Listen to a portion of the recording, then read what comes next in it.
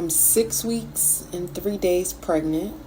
My child's father, all within a day of finding out that I was pregnant, that I may have an ectopic pregnancy, going to the emergency rooms, spending hours and hours and hours getting poked and prodded to find out that my baby's okay. So, and within a day of finding all that out, the father of my child said he doesn't want this. He doesn't think this is a good idea, and he wants me to not keep the baby. Let me be very clear that my child's father was very aware of what was going on. This wasn't like nobody was trapped. He repeated over and over and over again how bad he wanted us to have a baby, how bad he wanted me to have a baby, how bad he wanted me to get pregnant. And then I get pregnant and he's like, no. And today he told me, well, listen, you have to get rid of the baby because I'm married. When we got together, thought we were getting divorced. I had requested a divorce. Things was done, I thought, but that didn't happen. And now I'm trying to work my marriage out. So you cannot have my baby.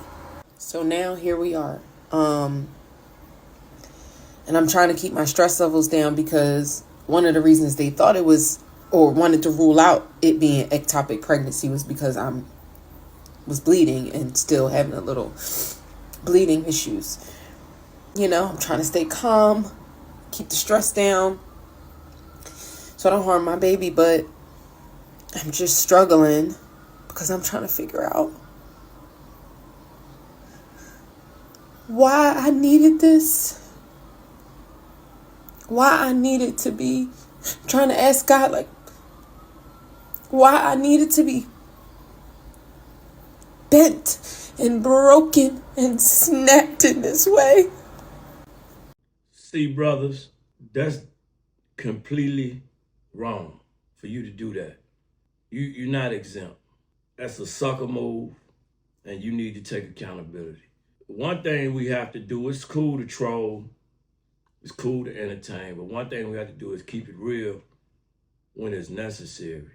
Brother, you out of line, and you have to figure out a way to make it right. There's no reason to go in on the sister because the sister is clearly being transparent, sharing her story with the world. To the young ladies and the young men, you have to do more character judgment and discernment when dealing with people. We'll see what we want to see in people, and we don't want to accept the reality of what it is. So we'll just bypass that.